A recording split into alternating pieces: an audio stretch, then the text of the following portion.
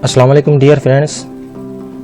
आज का जो हमारा मौजू है वो करंट अफेयर्स के पेपर के मुतालिक है कि करंट अफेयर के पेपर को कैसे टैकल किया जाए, उसको कैसे हैंडल किया जाए और करंट अफेयर्स कैसे तैयार किया जाए और उसकी मेजर डिवीजन्स क्या हैं। FPSC federal public service commission ने या सिंध पब्लिक सर्विस कमीशन ने उसकी कैसे डिवीज़न दी है, उसके मेजर पॉइंट्स क्या हैं,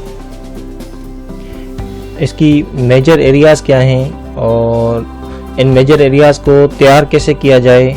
आज का हमारा मौजू ये है। जो CSS 2021 और PMS 2020 के एस्पायरेंट्स हैं उनको ज़रूर जो है इस वीडियो को देखना चाहिए और कंप्लीट देखना चाहिए और इन चीज़ों को जो है फॉलो करना चाहिए। तो आपका इंशाल्लाह करंट अफेयर्स का पेपर जो है तकरीबन अच्छे तरीके से सॉल्व हो जाएगा, कवर हो जाएगा आपका।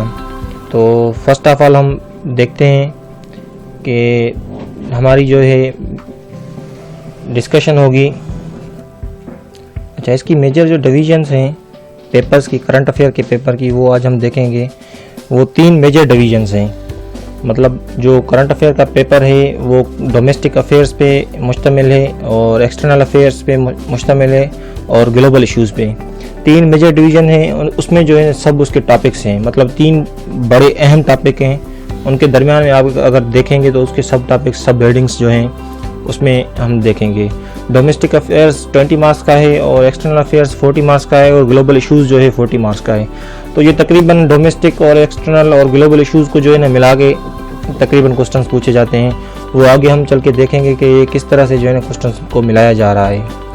तो डोमेस्टिक इश्यूज़ में जो है पॉलिटिकल इश्यूज़ आ जाते हैं, सोशल इश्यूज़ आ जाते हैं, इकोनॉमिक इश्यूज़ आ जाते हैं। फॉर एग्जांपल डोमेस्टिक अगर में देखें हम तो पॉलिटिकल इश्यूज़ में फॉर एग्जांपल सिविल और मिलिट्री रिलेशंस आ जाते हैं और पॉलिटिकल इंस्टेबिलिटी आ जाती है, या कुछ तरह से सोशल इश्यूज़ जो है पॉवर्टी है, एजुकेशन है, इस तरह के मसले, एजुकेशन के प्रॉब्लम्स या उसकी स्टैंडर्ड लो होने की वजूहात है, या उसका जो इंफ्रास्ट्रक्चर है, या लिटरेसी रेशो जो है बहुत कम है, या इसके अलावा जो इकोनॉमिक इश्यूज़ हैं। फॉर एग्जांपल पाकिस्तान के इकोनॉमिक इश्यूज़ क्यों इतने बढ़ गए हैं, इकोनॉमिक मेल्टडाउन आ गया है, इकोनॉमिक क्राइसिस हो गए हैं, किस वजह से, और हमें कौन सी चीज़ें चाहिए कि हम इनको जो है बूस्टअप करें और इनको जो है ना बेहतर बनाएं और इकोनॉमी को जो है ना हम अपलिफ्ट करें।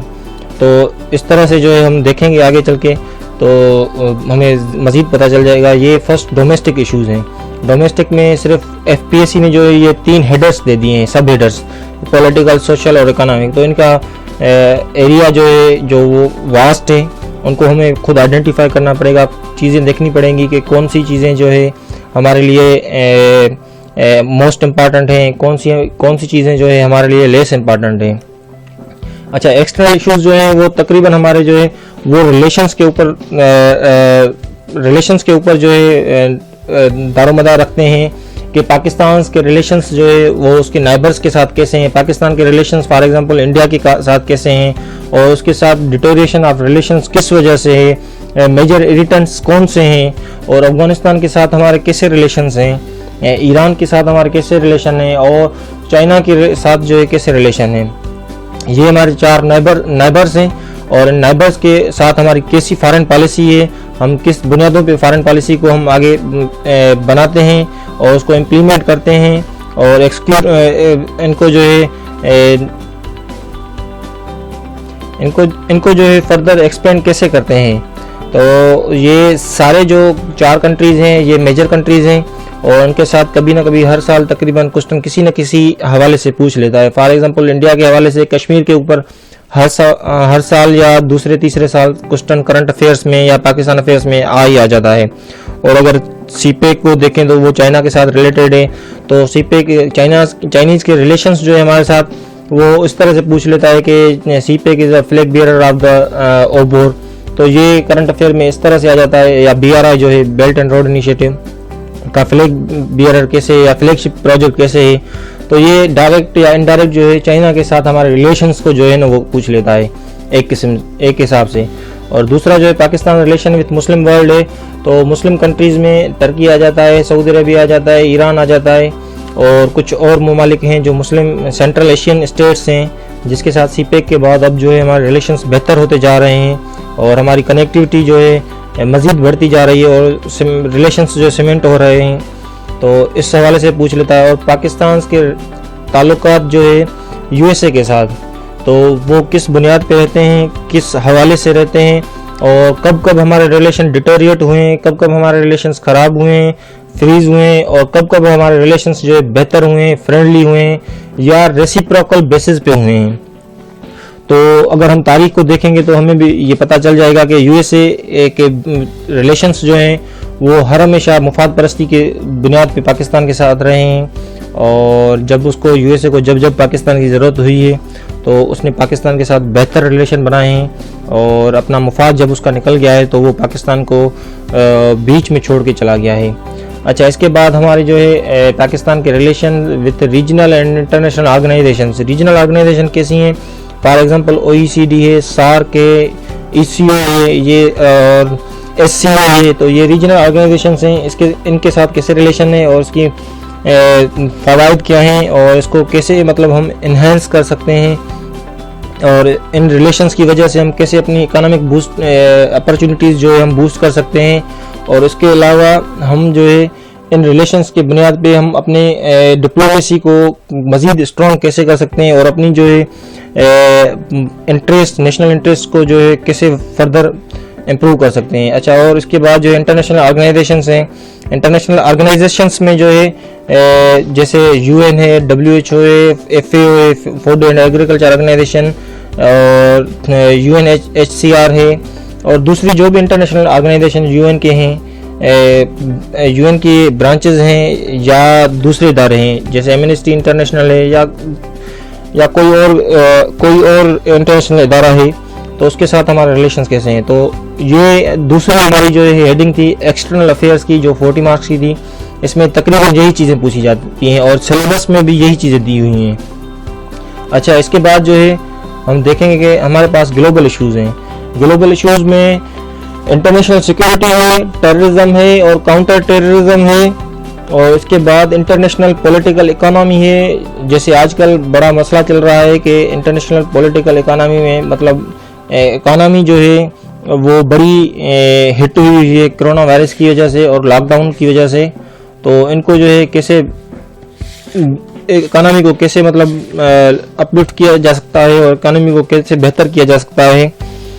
और इसके अलावा जो है ह्यूमन राइट्स हैं, ह्यूमन राइट्स के हवाले से जो है क्वेश्चन पूछे जाते हैं, स्पेशली वुमन राइट्स पे, चाइल्ड अब्यूज़ पे या चिल्ड्रन राइट्स पे। तो उसके अलावा जो है ग्लोबल वार्मिंग पे तकरीबन सवाल आ जाता है और ग्लोबल वार्मिंग, क्लाइमेट चेंज के हवाले से पास्ट पेपर्स में काफ़ी मरतबा सवाल पूछा गया है और CSS 2019 या 20 में भी मेरे ख्याल में पूछा गया है। इसमें हम देखेंगे थोड़ा आगे चल के कि किस नौयत के क्वेश्चन आए हैं 1-2 साल के पास्ट पेपर्स को हम थोड़ा एग्जामिन करेंगे आगे चल के। कश्मीर और फ़लस्तीन इशू जो है उनके हवाले से भी जो है हमें कुछ टॉपिक्स जो है हमें तैयार करने पड़ेंगे अपने लिए, क्योंकि कश्मीर एक आजकल हॉट इशू है और after the revocation of article 370 and 35A, तो इस वजह से जो है उसका जो स्पेशल स्टेटस है वो स्ट्रिप किया है मोदी गवर्नमेंट ने। तो इसकी वजह से पाकिस्तान ने कश्मीर पास को जो है पूरी दुनिया में इंटरनेशनलाइज किया है और फ़लस्तीन इशू भी आजकल जो है बड़ा हॉट स्पॉट लगा पड़ा है, क्योंकि फ़लस्तीनियंस जो है कोरोना के बाद मतलब जो है ना बड़े उसमें आ गए हैं और उनकी जो है ह्यूमैनिटेरियन एड वगैरह भी जो है डोनाल्ड ट्रंप के बाद बंद की गई है और दूसरे मसले मसाइल भी वो देख रहे हैं। तो इनकी वजह से भी जो है ना ये क्वेश्चन भी पूछा जा सकता है और ये पास पेपर्स में भी आया है। और ग्लोबल एनर्जी और nuclear politics, specially in nuclear politics specially in south Asia जो है पाकिस्तान और इंडिया के जो है ना कंटेक्स्ट में पूछ लेता है। और इसके बाद मिडिल ईस्ट क्राइसिस है, तो मिडिल ईस्ट क्राइसिस में जो है जैसे यमन वार आ गई, सिविल वार और सीरियन सिविल वार है और इसके अलावा ईरान और सऊदी अरबिया टेंशन्स हैं, टसल जो है चल रहा है, और कोल्ड वार जो इन दोनों ममालिक की वजह से पूरे मिडिल ईस्ट को जो है तबाह कर रही है, बर्बाद कर रही है उसकी वजह से। और इसके बाद जो है लिबिया जो है वो सिविल वार केस में है, इराक जो है तबाह लगा पड़ा है। तो ये चीज़ें जो है मिडिल ईस्ट के क्राइसिस के हवाले से हमें चीज़ें देखनी पड़ेंगी। अच्छा, इसके बाद जो है ये सारा हमारा सिलेबस था। अब इसके बाद जो है हम थोड़ा पास्ट पेपर्स का एनालिसिस करेंगे, वो देखेंगे कि किस तरह से जो है ना पास्ट पेपर्स में क्वेश्चंस आ रहे हैं। तो हम चलते हैं पास्ट पेपर्स की तरफ। अच्छा, इसके बाद हमारे पास जो है ये कुछ पेपर्स हैं, पास्ट पेपर CSS 2020 का पेपर है करंट अफेयर का। तो थोड़ा इसका हम एनालिसिस करते हैं, देखते हैं कि इसमें कौन कौन सी चीज़ें जो है पूछी गई हैं। तो सबसे पहले जो फर्स्ट क्वेश्चन है, सेकंड क्वेश्चन है, फर्स्ट MCQs ऑब्जेक्टिव क्वेश्चन होता है। तो सेकंड क्वेश्चन जो है इसका है इम्पैक्ट ग्लोबल क्लाइमेट चेंज, मतलब इसका जो है ना रिलेट किया है इसने इंटरनेशनल हार्मनी के साथ और वाटर क्राइसिस के साथ। ग्लोबल वार्मिंग का जो टॉपिक है, जो हमने पहले ही देखा कि ग्लोबल वार्मिंग और क्लाइमेट चेंज के बारे में पूछ रहा था, तो वो इसने जो है वो इंटरलिंक कर दिए हैं जो जिसने क्वेश्चन पूछा है FPSC के एग्जामिनर ने। अच्छा, दूसरे में पूछ रहा है कि जो इकोनॉमिक के हवाले से हम देख के आए हैं, तो वो पूछ रहा है कि ग्रे लिस्ट जो है क्या होती है, और फेटफ जो है उसका जो है इम्प्लीकेशंस और मेजर्स क्या लेने चाहिए, पाकिस्तान इसके मेजर्स क्या ले और इसकी इम्प्लीकेशंस क्या होती हैं। तीसरा जो है कश्मीर के बारे में पूछ रहा है कि कश्मीर की जो है लॉकडाउन की सिचुएशन क्या है, और उसके जो है पाकिस्तान के पास ऑप्शंस कौन कौन से हैं। और इंडो US की जो है स्ट्रेटेजिक पार्टनरशिप के बारे में पूछ रहा है। और इसके अलावा जो है इंडो पैसिफिक रीजन में पूछ रहा है कि कौन कौन सी जो है ना स्ट्रेटेजिक कंपटीशन कैसे बढ़ रही है, और उनके interest US, China, India, Japan और ऑस्ट्रेलिया के इंडो पैसिफिक में जो है जियोपॉलिटिक्स इंटरेस्ट कौन कौन से हैं। उसके अलावा ऑर्गेनाइजेशन की जो हमने बात की, तो वो OIC, अरब लीग और GCC का middle east crisis and conflicts में जो है वो रोल पूछ रहा है। कि इसमें जो है अब इसने फिर इंटरलिंक कर दिया, मिंगल कर दिया है टॉपिक को, कि OIC, अरब लीग और GCC ये 3 ऑर्गेनाइजेशंस हैं, और उसके साथ ही जो है मिडिल ईस्ट का जो है क्राइसिस उनके साथ जो है इंटरलिंक कर दिया है। और ग्लोबल अलाइनमेंट जो है मेजर पावर्स की जो रिलेशनशिप है उसके बारे में, और ग्लोबलिज्म और मल्टीलिटरिज्म का फ्यूचर जो है इसने पूछा है कि जो नई अलाइनमेंट्स हो रही हैं, जो नए पावर चेंजिंग हो रही है, जो टेक्टोनिक प्लेट्स शिफ्ट हो रही हैं पावर पॉलिटिक्स की, वो कैसे हो रही हैं, और इसमें ग्लोबलिज्म और मल्टीलिटरलिज्म का रोल क्या होगा। तो अब जब हम करंट अफेयर का पेपर ये 2020 का देख रहे हैं, तो इसमें जो है हमें पता चल रहा है कि ये तकरीबन सारे टॉपिक्स जो है एक तो सिलेबस से हैं, और दूसरी बात जो है इनका एनालिसिस पूछा है। इस एनालिसिस के लिए हमें क्या करना चाहिए कि हमें सोर्स कौन से इस्तेमाल करने चाहिए। तो फर्स्ट ऑफ ऑल हमें जो है एक तो अखबार पढ़नी चाहिए, डॉन न्यूज़ जो हम हर एक एस्पायरेंट पढ़ता है, और उसके साथ ही साथ जो है उनके अखबार के अलावा मैगजीन्स पढ़ने चाहिए। For example foreign affairs magazine है, द इकोनॉमिस्ट है, जो फॉरेन मैगजीन्स हैं वो पढ़ने चाहिए, और जहांगीर वर्ल्ड टाइम्स की मैगजीन को भी देखना चाहिए और उससे कुछ बेसिक चीज़ें लेनी चाहिए। और इसके अलावा जो है कुछ बुक्स जो हैं जो FPSC की सजेस्टेड हैं उनको भी बंदा देखे, तो उनमें से जो है ना तकरीबन वो हर टॉपिक के लिए एक बुक बना ले, जो नोटबुक होता है उसमें जो है हर टॉपिक, जैसे इकोनॉमिक डोमेस्टिक इश्यूज़ हैं तो डोमेस्टिक में इकोनॉमिक क्राइसिस जो हैं उसके ऊपर कोई 5-7 पेजेस छोड़ दे, उसके बाद हर टॉपिक का मतलब ऐसे 5-7 पेजेस छोड़ के उसके बाद शुरू करें। तो इस तरह से जो है ना ये करंट अफेयर का आपका एक तो नोट्स भी तैयार हो जाएंगे और आपके जो है ना सब्जेक्ट तैयार हो जाएगा। Thank you for watching this video.